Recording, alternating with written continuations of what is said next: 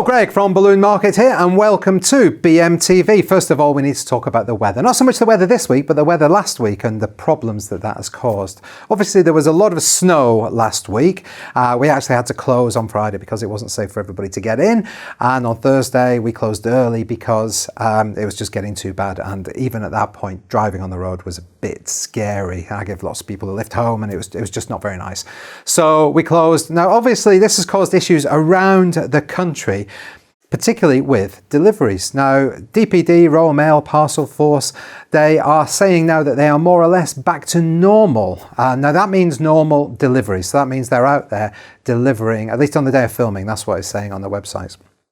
They're out there delivering. But that doesn't mean if you order something, it will automatically be delivered next day, because they've got this huge backlog. And looking at it today, again, on the day of filming, the DPD, there was delays of 3 to 1 day.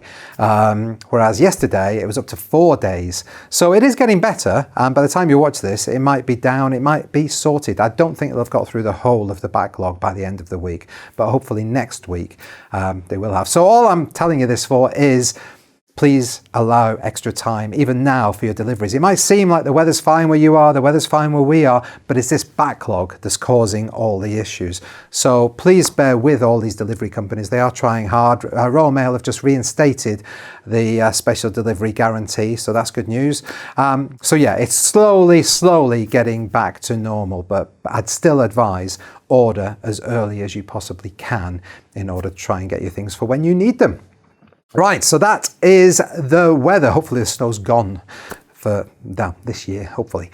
Right, now, the other thing I wanted to talk about is Mother's Day. I just wanted to say, have a good Mother's Day. If you are a mother, or a grandmother, or a great-grandmother, you're obviously a mother, have a good one. If you are working on Mother's Day, as I'm sure some of you out there are, just make sure you find some time for yourself to actually chill, relax, do something that you want to do. And that's all really I wanted to say about Mother's Day. Right, now I've not got lots of stock this week. I wanted to do something a little bit different. But there was one product I did want to show you just because I saw it in the warehouse and I thought this looks like fun. And I know we talked about them at Spring Fair, but it's this. A photo frame for photos, and some people call them a selfie frame, but I don't think you'd really do that as a selfie, but you know, fun things, photo prop type frame. And I thought it was great because it's a bit of fun, and I got it out and I saw this big flappy tab thing and I thought, ooh, okay. So I had my balloon pump ready and I went to figure it out and I couldn't, and then after I'd tried, obviously I looked at the instructions, and it's big like that because you just do this. And it was really easy to inflate by mouth. So yeah, good job there. It comes in the same size packaging as an 18-inch foil balloon. So if you hang it on, if you've got foil balloons on your wall or on your spinner, then you could put that in the same sort of area. Now, over to here.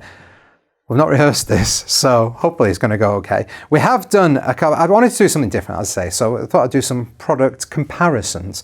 So we have compared and fired this Confetti-Shooter before, and this one down here, the Confetti Push Popper. Now the Push Popper is nice if you don't want any scary, really loud bangs because it's not got any compressed air in it. So it's just like a push pop and you just hold it and just do that and it goes everywhere. But I'm not going to do that one because I want to compare the three that are compressed air. So we're going to start with the first one that we've done before, and well, let's see how it goes. It's going to make a bit of a mess, but I'm going to do it straight at the camera. Rob's hopefully going to get something over here in this camera, and we'll see. All right. I'm not sure when it's going to do it. It says rotate this way, so I'm rotating this way. Slowly. It's quite That was very loud, and that was really good, actually. Did you expect it to go that far? No, how did I? That was really impressive. And I don't know if you want to get a shot of the floor there, Rob. That's quite messy. Whew, that was good. That was really good. That was a lot louder than I expected. I don't think they were that good before, but that was great. Right, now we've got that's made by Rembrandt, and we've got those. Now this is Confetti Cannon, and this is made by Amscan. So let's see. Same again. I'm going to do it slowly and hopefully not scare myself this time. That was also very loud, but I would say slightly less confetti in that one. So. But yes, it had some good distance. Now this This is the one I'm most excited about. Now on the website, you might not be able to tell, but it is actually a full-size champagne bottle size. So it comes in the nice fancy packaging. And then I think you take the foil off, just like you would a bottle of champagne. Probably not supposed to look down it like that, it's probably quite dangerous. And then you twist, so it's saying twist that way and that way. So here goes. It's saying do not do this inside. Okay. Let's pretend we're outside, and you've got to have 5 meters as well. So hopefully the camera's 5 meters away. Hey, I like that one. That was sparkly foil, and much quieter as well. But that was quite nice.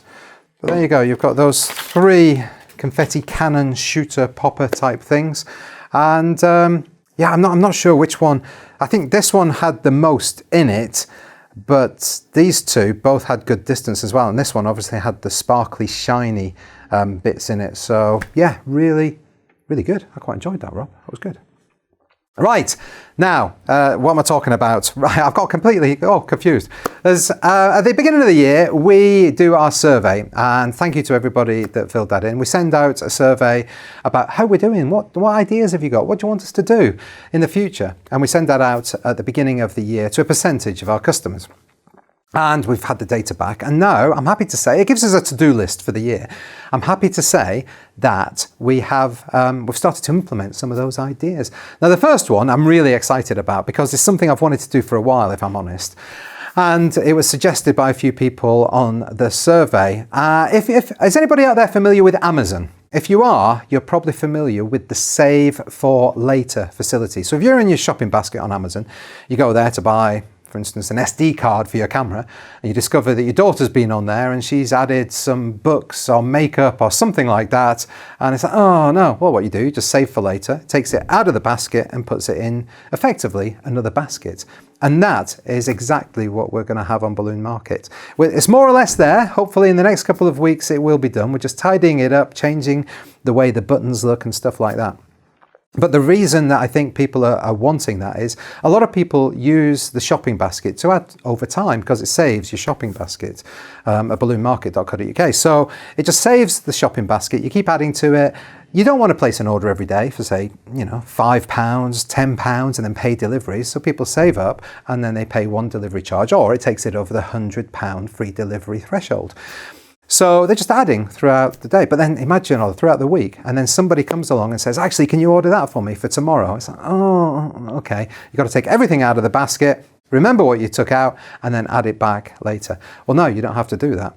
So you'll actually have it in your basket. You can take it all out, save it in the other basket, add what you want to order that, and you've still got everything. And then you can just add that back to your basket when you're ready. In fact, if you wanted to, I guess, because we're going to have this facility on every product and all the product listing pages as well, so you can add to baskets direct from that product page. And then you can save for later direct from that product page. And then if you want to, you can add to your basket at a later stage. But basically, in your checkout page or in the basket page, you'll just have 2 sections like that. And you can move products up and down from one to the other, depending what you want to do. So that is, as I say, fingers crossed, going to be the next couple of weeks. We're just trying to make it look a bit prettier. And as always, please give us some feedback, see how it works. If there's anything that you notice that we haven't noticed, please let us know as soon as you can. Right, the other thing that I wanted to talk about, I can't really talk about it, but I just wanted to say there was one product range that people wanted more than anything else. I'm happy to say we've got that product range coming.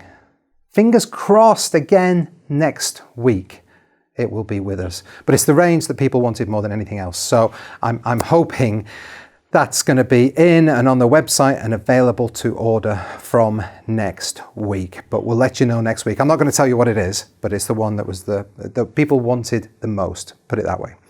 So right, that's it now. I've got a couple of serious things I want to talk about. The first one is seriously boring, but I have to tell you about it. It's something that we all have to deal with. And it's called GDPR, the General Data Protection Regulation. I know, yawn. It is not interesting at all, but unfortunately, is something that we all are going to have to comply with from the 25th of May this year. Data protection, your data, my data, everybody's data, obviously it's got to be protected. And as a business, we have to take responsibility for that data. And it becomes law, as I say, on the 25th of May. So really, we have to know why you're collecting data, how you're collecting data, what you're using that data for, and how long you're going to keep that data for. And you need to be able to demonstrate that to, if a man comes along to do an inspection and knocks on the door, you have to be able to tell them answer those questions. And it is, in this day and age, everything's becoming far more technical, far more technological, and we need to have our data protected. You hear these stories on the news about people leaving laptops on planes and trains and the data being stolen and all of that sort of stuff. And obviously we want to avoid that. Nobody likes to we've had, credit card details stolen before, and they charge thousands straight away to try and get away with it. And the credit card company obviously gives it back to you, but it's just not a nice experience at all. So we have to take responsibility. So if you hold data at all that can identify an individual, so that could be a name, a photograph, an address, an IP address, and a date of birth, something that would help to identify an individual person, then you've got to comply with this. So it's all very serious. Anna and I went on a briefing about this a couple of weeks ago, and it was blowing my mind. But we've really only got, if you're watching this on the day of release, I think it's 77 days until that comes into law. So I'll put a couple of links down below.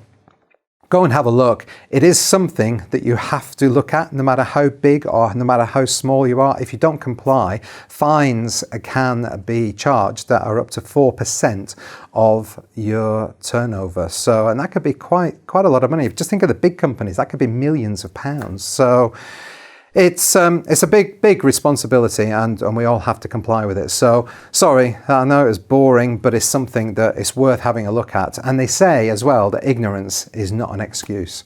So you say, oh, I didn't know anything about it. I'm sorry, we're still going to fine you.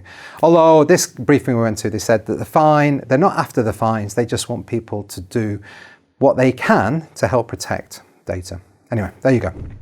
So that's serious thing number one. Serious thing number two, we're talking about balloon releases again. Yes, balloon releases. As you know, we here at Balloon Market do not support balloon releases. We haven't supported balloon releases for 5 or 6 years, simply because it's littering. And this week, we've joined an organisation called the Pro Environment Balloon Alliance.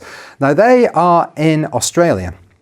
In Australia, you may have seen an article in the last couple of weeks in Melbourne where they're saying that they are stopping all sales of balloons because of the environmental impact.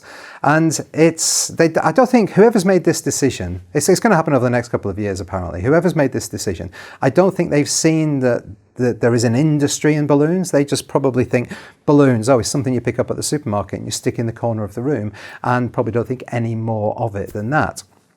But of course, you and I, we know that balloons can be your livelihood and are your livelihood. So it's very important that that doesn't happen. And it could happen here in the UK, it could happen in the USA.